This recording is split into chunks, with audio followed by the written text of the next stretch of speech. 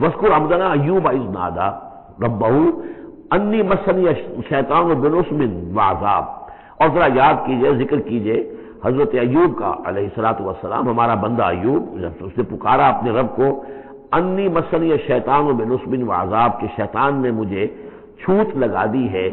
بڑی تکلیف اور ایذا اور تکلیف، اور اس کی بیماری تھی، جلدی کوئی بیماری تھی جس کی وجہ سے سارا جسم جو ہے گل گیا تھا، اور اس درجے اس میں کوئی تعفن بھی تھا، کیڑے بھی پڑ گئے تھے کہ ان کی اہلیہ، بیوی، بچے ایک وقت تک تو انہوں نے خدمت کی، جب تک کی پھر بعد میں آ کر سب ہمت ہار کر ان کو چھوڑ کر چلے گئے تھے۔ تو گویا کہ اس قسم و پرسی کے عالم میں پھر انہوں نے یہ دعا کی، تو اللہ تعالیٰ نے فرمایا کہ ارکض برجلک، ذرا اپنا پاؤں مارو زمین پر، ھذا مغتسل، یہ اب تمہارے اس ایڑی کے جو زور سے جو چشمہ ہم نے نکال بہایا ہے، یہ تمہارے نہانے کے لیے ہے، بارد و شراب، ٹھنڈا ہے، اور پینے کے لیے بھی ہے۔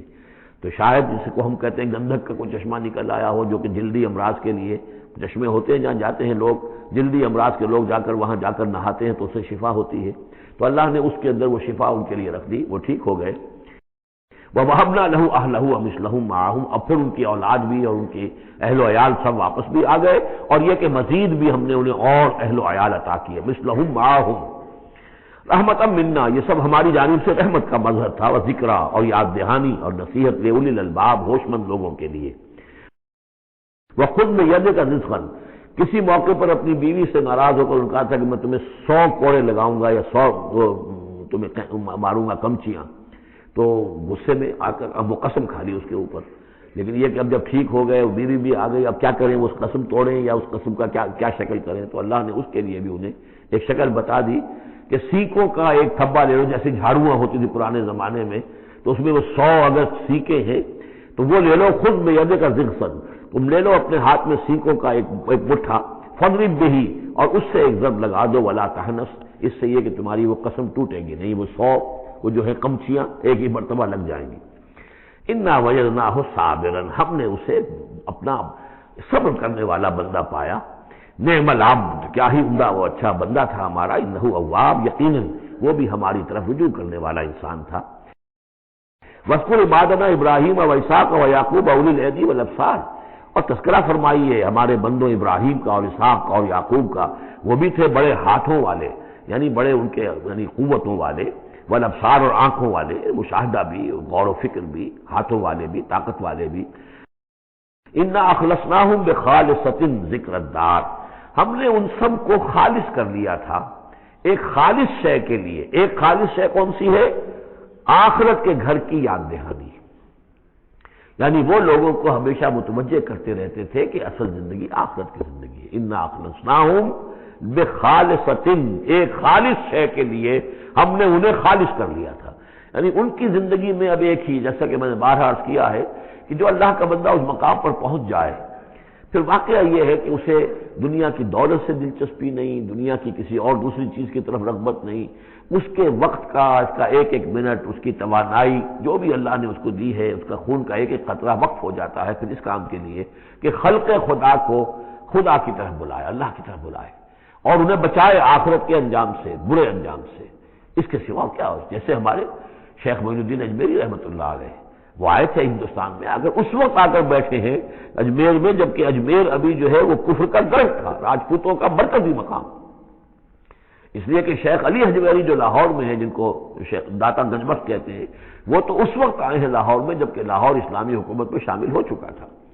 لیکن یہ کہ یہ معین الدین اجمیری، کیونکہ ابھی تک مسلمانوں کی حکومت وہاں تک نہیں پہنچی تھی، جو سمجھیے اجمیر جو ہے وہ تو راجپوتوں کا گڑھ،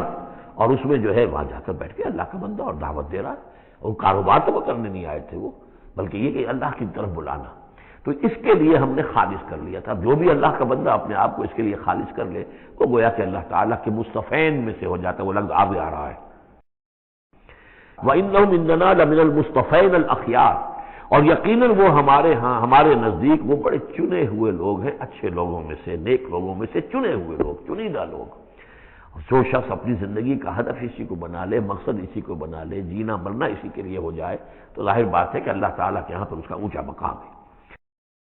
وَاذْكُرْ اسماعیل والیسع وذا الکفل، اور ذکر کیجئے اسماعیل کا بھی اور یسع یا اب ان کے بارے میں صحیح طور پہ ہم کچھ نہیں کہہ سکتے، یہ دو جو ہیں یسع اور ذوالکفل کے بارے میں تو میں عرض کر چکا ہوں کہ ایک گمان یہ ہے، اور مجھے اس سے اتفاق ہے کہ یہ گوتم بدھ کی طرف اشارہ ہے، وہ اللہ کے نبی تھے۔ ذوالکفل پہ یہاں پہ سے بدل گیا ہے، کپل وستو کا شہزادہ۔ سدھارتھا گوتما بدھا، بدھا تو اصل میں اس کا لقب ہے جو بعد میں بن گیا ہے، سدھارتھ اس کا نام تھا، سدھارتھا گوتما بدھا، اور کپل وستو کی ریاست تھی، اس کا یہ شہزادہ تھا۔ وَكُلُّ مِنَ الْأَخْيَارِ، یہ سب کے سب بھی بڑے ہی عمدہ لوگوں میں سے تھے۔ ھذا ذکر، یہ ایک ذکر ہے، یہ ایک تذکرہ ہے۔ وَإِنَّ لِلْمُتَّقِينَ حُسْنَ مآب، اور یقیناً ان متقین کے لیے، تمام متقین کے لیے بہت ہی اچھی جگہ ہے لوٹنے کی، آنے کی، اچھا ٹھکانہ ہے۔ جنات عدن، وہ باغات کے جو رہنے والے ہوں گے، ریزیڈنشل ہوں گے، بسنے والے، مفتحۃ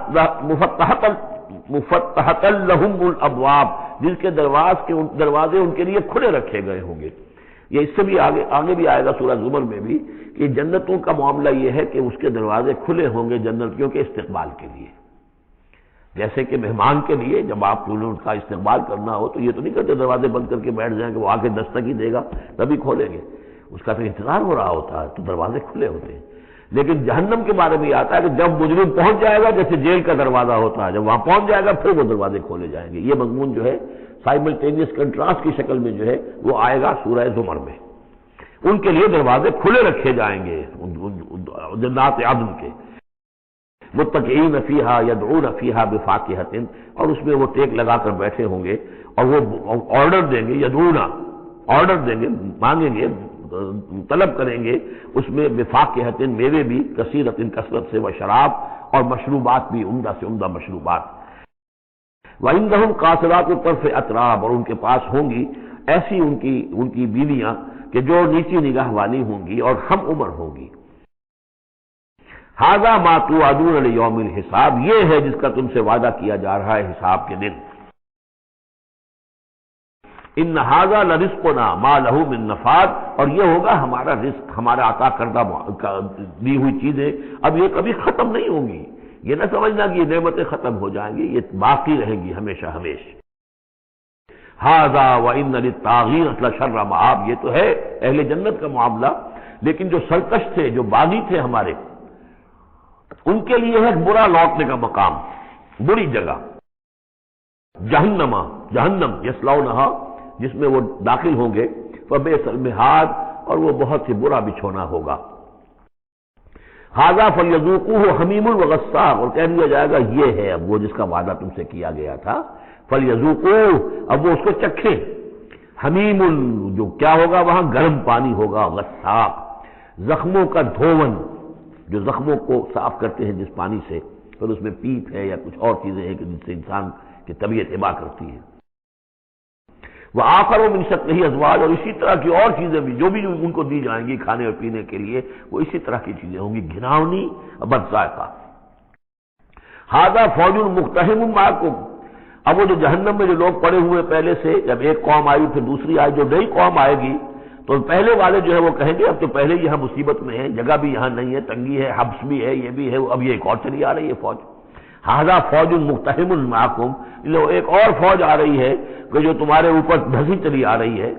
لا مرحبا بہم، ان کے لیے کوئی کشادگی نہ ہو، کوئی مرحبا نہیں ان کے لیے۔ مرحبا یہ ان کے کہنے کا ایک وہ تھا، گریٹنگ کا، مرحبا مرحبا، یعنی آئیے آئیے، آپ کے لیے کشادگی ہے، ہر جگہ آپ کے لیے یہاں سہولت ہے۔ وہ کہیں گے لا مرحبا بہم، اب یہ نئے آنے والوں کے لیے یہ جو نئی انسٹالمنٹ آ رہی ہے جہنمیوں کی، یہاں کوئی ان کے لیے جگہ نہیں۔ انہم صالوا النار، یہ ہیں گھسے آنے والے آگ میں۔ قالوا بل انتم، وہ آنے والے کہیں گے نہیں تم، لا مرحبا بکم، تمہارے لیے نہ ہو کوئی کشادگی، تمہارے لیے کوئی مرحبا نہ ہو۔ انتم قدمتموہ لنا فبئس القرار، یہ تو تم لوگ ہو جنہوں نے یہ سارا سامان ہمارے لیے فراہم کیا ہے، تم ہم سے پہلی نسل ہو، تم نے وہ سارے جو ہے غلط طور طریقے ایجاد کیے تھے، تم نے وہ عقائد جو ہے وہ ہمیں سکھائے تھے، ہم تو تمہارے کرتوتوں کی وجہ سے، تمہاری پیروی کرنے کی وجہ سے یہاں تمہارے اس جہنم میں آئے ہیں۔ بل انتم قدمتموہ لنا فبئس القرار، تو یہ بہت ہی بری جگہ ہے رہنے کی، ٹھہرنے کی۔ قالوا ربنا من قدم لنا هذا فزده عذابا ضعفا في النار، اور وہ کہیں گے پروردگار جن لوگوں نے ہمارے لیے یہ چیزیں کی اور ہمیں ان راستوں پر ڈالا، اور ان کو تو اور عذاب دے، وہ اضافہ کر ان کے عذاب میں، ضعفا، دگنا عذاب آگ کا۔ وقالوا ما لنا لا نرى رجالا كنا نعدهم من الاشرار، وہ کہیں گے یہ کیا بات ہے، ہم یہاں آپ لوگوں کے ساتھ کچھ لوگ تھے جنہیں ہم سمجھتے تھے بڑے گھٹیا لوگ، ان کی کوئی حیثیت نہیں تھی، کمی کاری لوگ تھے، وہ محمد پر ایمان لے آئے تھے صلی اللہ علیہ وسلم، وہ ہم تو ان کو استہزائی کرتے رہے، وہ یہاں نظر نہیں آ رہے آپ کے پاس، ظاہر بات ہے وہ تو جنت میں گئے، وہ یہاں تھوڑا ہی ہوں گے۔ تو وما لنا لا نرى رجالا، اور کیا ہوا ہے کہ ہم نہیں دیکھ رہے ان لوگوں کو، وہ یہاں نظر نہیں آ رہے کہ جن کو ہم كنا نعدهم من الاشرار، جنہیں ہم برے لوگ سمجھتے تھے، اتخذناهم سخریا، کیا ہم نے ان کو صرف ایسے ہی جو ہے ایک یعنی ہنسی ٹھٹا بنا لیا تھا، ام زاغت عنہم الابصار، یا ہماری نگاہیں جو ہیں ان سے کج ہو گئی ہیں، دیکھ نہیں پا رہی ہیں، ہم انہیں دیکھ نہیں پا رہے، ہماری نگاہیں جو ہیں ان سے چوک رہی ہیں۔ ان ذالک لحق تخاصم اہل النار، تمہیں یقین رکھنا چاہیے کہ یہ سب کچھ جو ہم بیان کر رہے ہیں حق ہے، یہی جھگڑا اور یہی جو ہے ان جہنمیوں کے مابین یہی تکرار ہوگی۔